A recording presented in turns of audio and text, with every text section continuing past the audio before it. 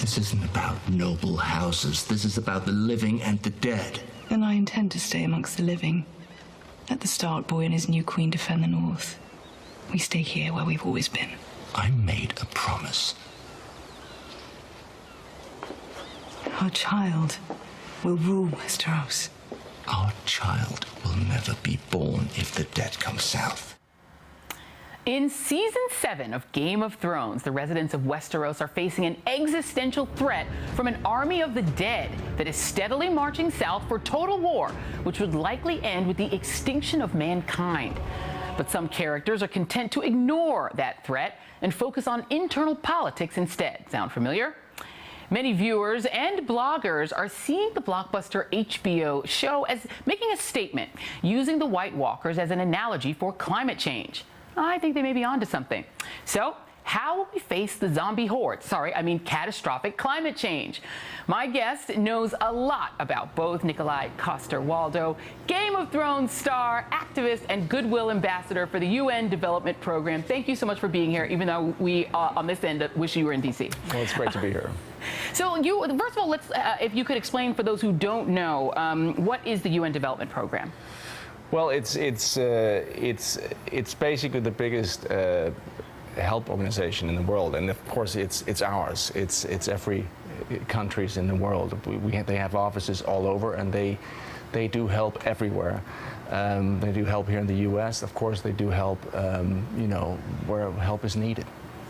And do you sort of agree with the analogy of sort of the, we use the White Walkers analogy for sort of the way that people treat climate change? It's this existential threat that's out there somewhere far away, and people can sort of put it off and not deal with it and try to deal with what's in front of them. Yeah, but I think the good thing is that now we're at a point where you can't deny it. It's kind of like in the show. Everybody knows it's happening, and climate change is real, and we've made amazing progress. A few years ago, the Paris Agreement was such a milestone. You have the whole world, except 2, now of course maybe 3 countries, but everyone's it's behind this, and understand that if we don't act, it will have catastrophic consequences for all of us and for the future. The funny thing is, I remember as a kid, I grew up in Europe, in Denmark, and with the threat of nuclear war was a big thing. I remember my mom taking me to these demonstrations. So we've always known that man is able to do horrible things. The threat now is even greater because we know it's going to get really bad. And we also know if we don't do something, it's going to get catastrophic. And you say everybody agrees with it, but the President of the United States doesn't agree with it. He was asked after all of the catastrophic hurricanes in the Caribbean that hit Texas if it's changed his view of climate change, and he said no. He's about to address the UN. What would you say to him to try to say, to sort of address that skepticism? I think, he's the president, and he ran on that, and then he's just following through on his promise. That's fine. The great thing about, I think it's a mistake to pull out of the Paris Agreement. I think it's a grave mistake. What I thought, if you want to look at the positives, the reaction from the rest of the world was amazing. You had the biggest countries in China, India, just stepping up to the plate saying we're going to do even more. You had the mayors of some of the major cities in the U.S. stepping up and saying we're going to do more. You had California, the biggest polluter in the U.S., saying we're going to go even further. So this is not about one man. It's not even about one country. It's about the whole world. This is a global problem.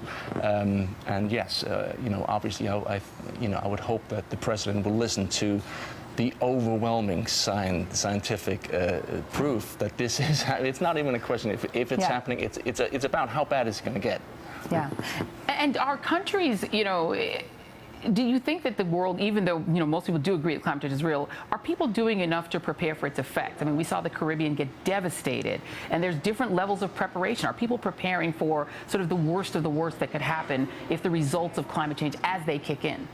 I think we have to do a lot more, and I think that because what we see now is a little appetizer. And I know some people say, well, it's just weather. We've always had weather. And it's true, we've always had bad weather. But this is happening much more frequent, and it's going to get much more extreme. There's not enough we can do. This is like we're going to have to take out the biggest insurance policy we can. And we all have to, I mean, that's the thing about the UNDP and my work there. It is a global thing, and everyone has to take part of the solution. Yeah, and you know, there's always there's a faction of people who say, you know, Nikolaj, you're a celebrity, you're an actor, stay in your lane. Why are you branching outside of the entertainment world to talk about issues that may upset me? Why you know, how do you answer people who say that? Well, yeah, I get it. I know it. I have the same feeling sometimes. Trust me. But the thing is, it's not. I'm just trying to inspire people to go and seek out information themselves. I don't know a lot, you know. I just know that looking at the science that I've read, I'm convinced that this is truly something we have to deal with. So please go and educate yourself. Go to undp.org, go to globalgoals.com, educate yourself. Yeah. Well, Nikolaj Coster-Waldau, what a treat it has been to talk to you. Thank you so much. And I will tell the audience, do not miss Nikolaj today as part of the Social Good Summit. It's going to be streaming live at socialgoodsummit.com/live, which is going to be at 5:45 p.m. Eastern. You can also follow the conversation on Twitter at #2030now. Thank you, Nikolaj, so much for being here. Thank you so much. Really appreciate it. Have a great day. You too. All right, more AM Joy after the break.